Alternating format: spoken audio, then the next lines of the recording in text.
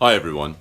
I thought I would have a quick Instagram live to update you on what's going on. Sorry I've been so quiet. Telmo, Angie, and I have been working like dogs to get this manual ready. I've added in some additional bits and pieces, and I just wanted to show you some of the additional bits that are actually taking a lot of time because all these little dots need to be put in place. Now, I'm going to show you, I'm going to do a little demonstration for you first. Yeah, my flu is a little better. But of course, I went outside a couple of days ago and it was snowing. Then I got wet. I came into the studio. And by the time I settled down, I started sneezing and coughing again. So Tim was not very happy about that. He did tell me to stay home. I want to show you something that... let's just flip this, sorry. So you're actually looking up my nostrils.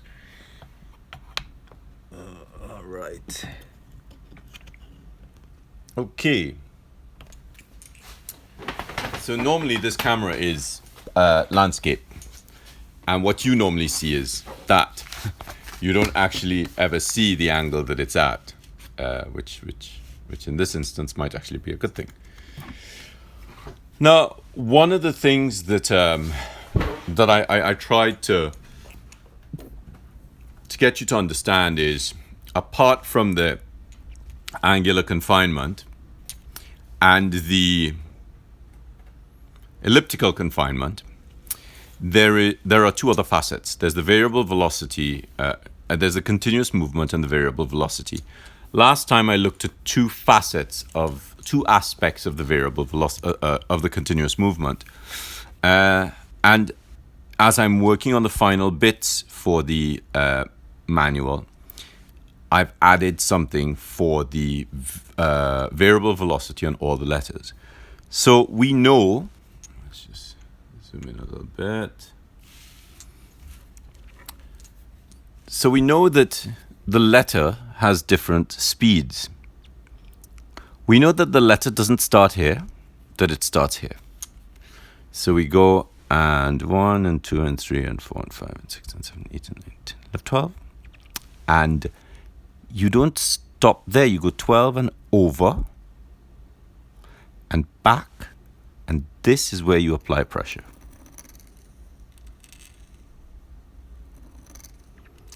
Now, I want you to pay attention to this. So I want you to look at what's happening here. The speed changes here and here and here. So remember, this 2/3 mark is essentially a straight line. On the 6th marks, the speed tends to change roughly. So this is the apex, that's the apex. The speed changes roughly at 20 degrees on either side of the apices. So essentially what's happening is this.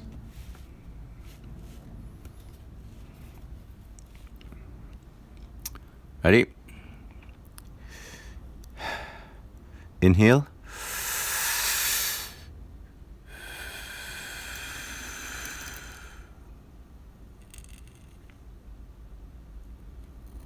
So did you see how here I had to sort of prepare to get to the apex? So the apex is not necessarily the most important point on this. It's actually this bit here. And that bit exists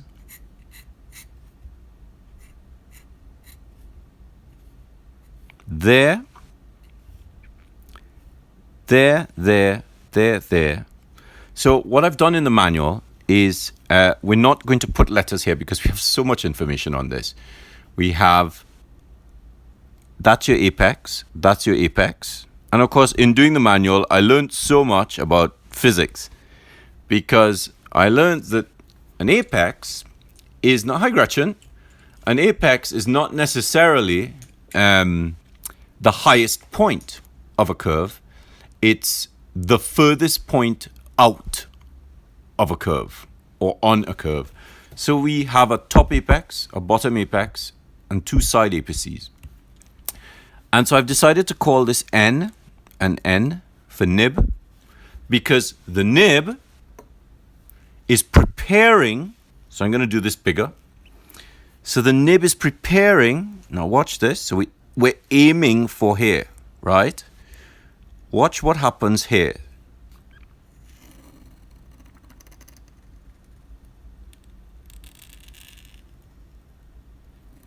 So once you're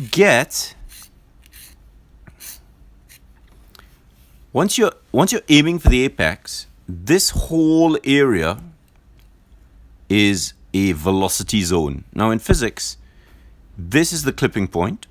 And once you pass the clipping point, as soon as you pass that point, you end up in something called the zone of acceleration.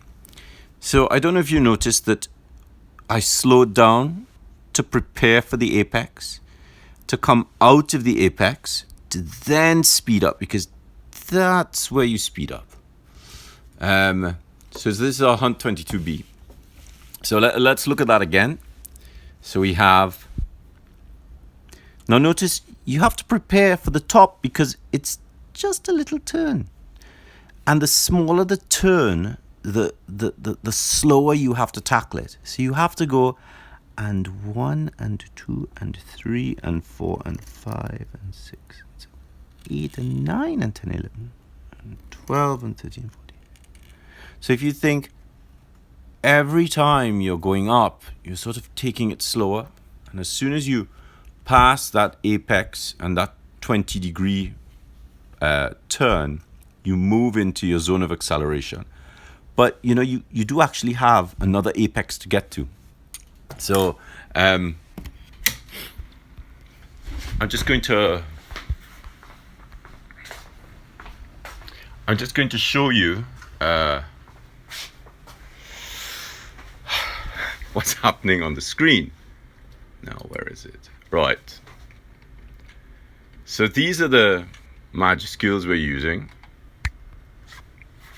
Right? And on the majuscules, I'll just zoom in here. On the majuscules,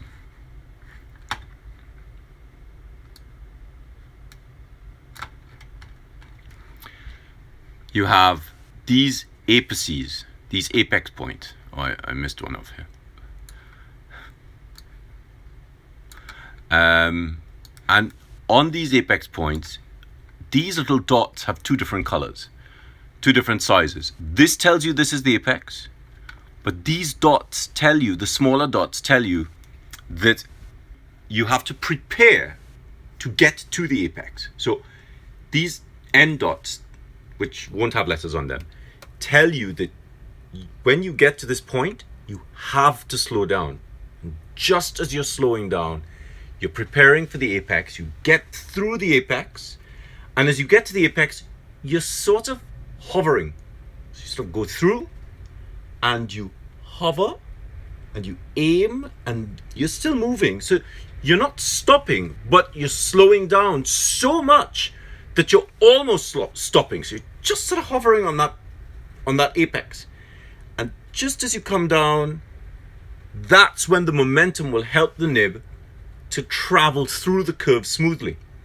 This is why you have to start using whole arm movement for this kind of thing, because these letters are big. Now, so that's the first thing, and this is really exciting. So I've reordered the letters slightly. So this is my this is in the manual. These are my groups. So I've given you a first A, which is different from the second A for a reason. Because the first A uses a connective stroke and a line of universal beauty, whereas the second A uses a connective stroke and a pointed looped swelled stroke. So again, this is an historical name for this particular stroke. But because of how I've ordered it, I've noticed that as you start moving through the letters, once and this is quite funny. I'm just going to go right up to the letter. Once you get up to the curved letters, those little dots dramatically increase in number. Now, the other thing that I've noticed with the way that I've ordered the structure of the letters and the order that I've put them in, is as you start coming down to the end of the groups of letters, from the time you go from the F, then into the B and the R and the P, and then the Y and the U and the Z, every group of letters gets progressively slower, because the more turns you have, the more difficult it is. So I'll go back and I'll show you that in a second. But this is to show you the level that has gone into this. Every letter has this. So we have the letter. So we've dropped this in. We're just changing the font so that you can, so you have something to work with. So that's roughly what that page looks like. And every one of these letters has tons of call-outs on them. So the call-outs tell you what to do, where to do it, what to look out for. It talks about things that you generally have issues with, that you sort of forget that you have issues with. So we've done that for the minuscules. And I've also done that for the majuscules. Well, as you can see,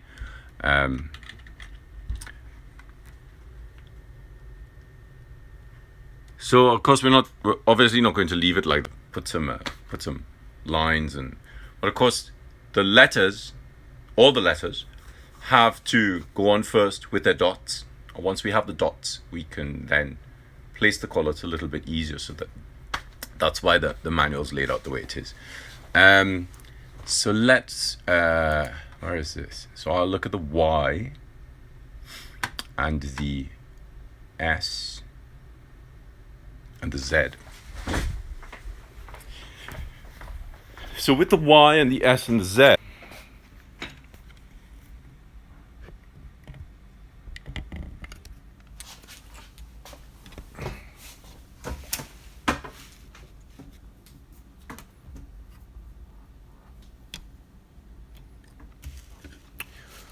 so this is where the variable velocity really, these little dots really start to tell you that you can't rush through the letters, that you really have to pay attention to them. So with a Y, this is what happens. Now, because I'm using the grid, my guidelines, so we're going and 1 and 2 and 3 and 4 and 5 and 6, tight, 7 and 8 and 9 and 10 and 11 and 12, 13. So I'll just do that again, it's a little bit close. Just get some ink there. And 1, 2, 3, 4, 5, 6, 7, 8, 9, 10, 11, 12, 13, 14, 15, 16. Did you see how, because I know this is a really tight turn, all of this is really slow. This is a little bit faster here to there, but I'm preparing for a really tight turn here again. 18, 19, 20. Notice I've lifted off. I'm traveling up.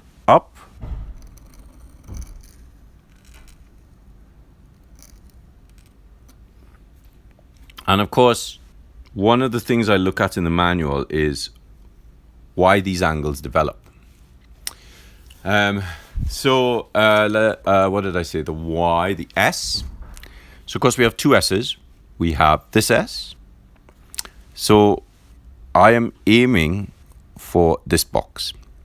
So I'm going to go from here, through here, up to there. And 1 and 2 and 3 and 4 and turn. 5 and 6 and 7 and 8 and 9 and 10. So because this is really tight, all of this is really tight in that box, especially the top here. You have to take it slowly. So now let's look at the other S. So what I do is I do this warm up and 1, 2, 3, 4, 1, 2, 3, 4, 1, 2, 3, 4, 1, 2, 3, 4, 1, 2, 3, 4, 5, 6, 7, 8, 9, and 1.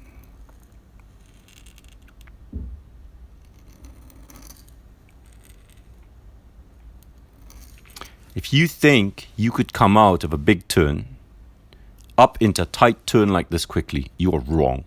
You are fooling yourself if you think you can do that. So you will always overshoot this point, and your S will end up looking. I can't even do it what it would look like, because I know I'm building momentum, and I know I'm going to write the letter, and so I slow down, and there we go, and 1, and 2, and turn slow, stop, 3, 4, 5. No, this is not how I normally hold the pen. I normally hold the pen here, but the phone is right in my face. And the Z. The Z is absolutely phenomenal. I love this letter. I found some really great technical relationships in this letter. So when you have the Z, watch this. And 1, 2, 3, 4, 5. Now remember elliptical confinement, okay? 1, 2, 3, 4.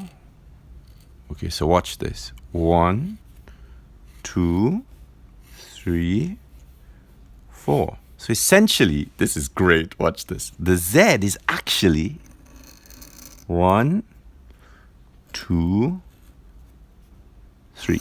So it's a Z.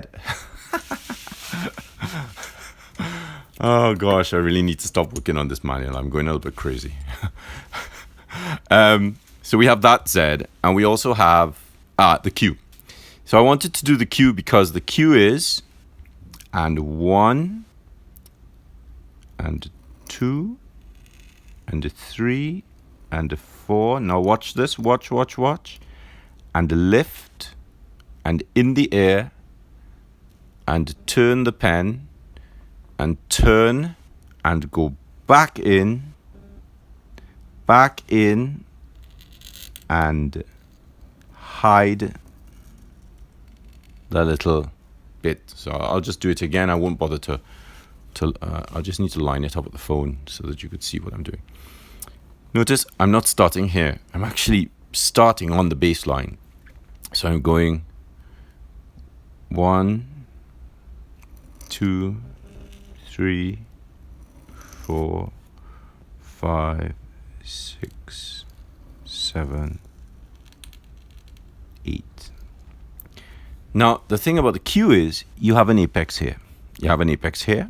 You have an apex here. You have an apex here. You have an apex here. You have an apex here. You have one there, one there, one there, one there, one there, one there, one there, and you have one here.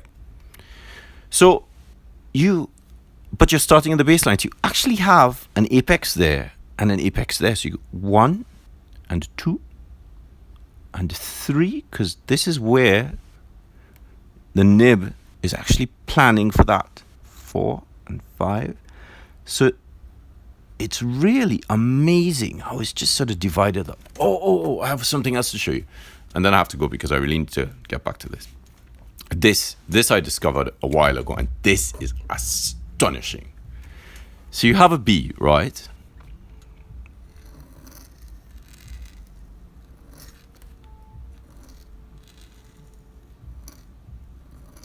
Okay, brilliant. You have a B. Do you see where these bits cross? Where the line of universal beauty curl crosses the ellipse? Now watch this, right? So we have a B.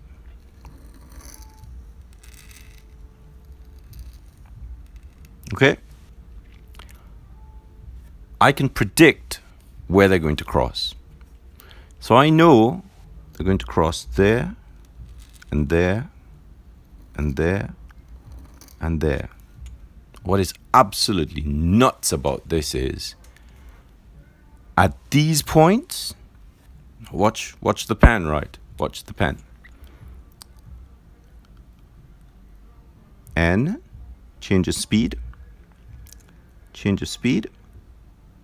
apex, change of speed, apex, change of speed, apex, change of speed, apex, change of speed. So without even this this reverse ellipse forming, the ellipse, if the letter is done correctly, always intersects the preceding line at the point at which the nib has to slow down in order to accommodate the apex or walking out of the apex. Isn't that amazing? I freaked out when I found out that. That is just fabulous. Anyway, so we looked at some other things for the manual, which I'm not going to show you because you'll just have to get a copy. It's a little bit tiring looking at the phone and trying not to let the pen bump into the phone. Hi, Angie. I'll call you in a second.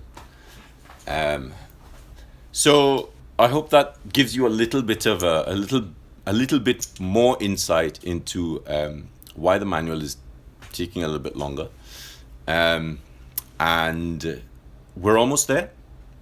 So Angie and Telmo have been working tirelessly on this, as have I. But I thought it would be nice to just sort of let you know that we're almost there. Next week we hand it in and review any edits, and I don't think there won't be any additional calligraphy to do. There is one piece that I have to do because obviously I have no work in the manual whatsoever except all the letters. So both Angie and Telmo sort of bollocked me and said, you need to have a piece of work. But of course there's no space to have a piece of work. So we sort of, cram stuff in. Anyway, don't forget to go to the website if you haven't done so already and fill in the contact form so that once the manual goes live, once the pre-order is live on the website, we can notify you via the pre-sale. And don't forget, tell your friends to fill in the form.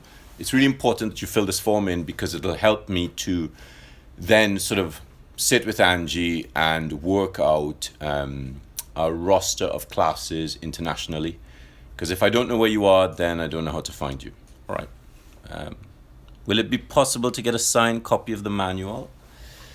Possibly. Are you bringing the copy for me to sign?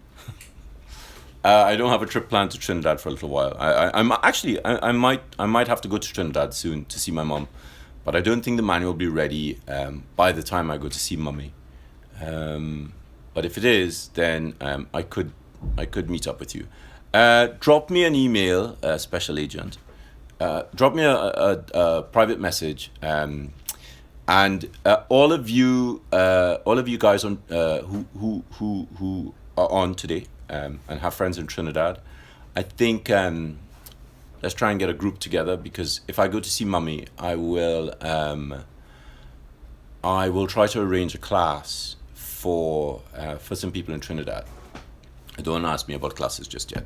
All right, bye. Thank you very much for your time and your patience and putting up with this madness that we're dealing with. Have a good evening. Bye-bye.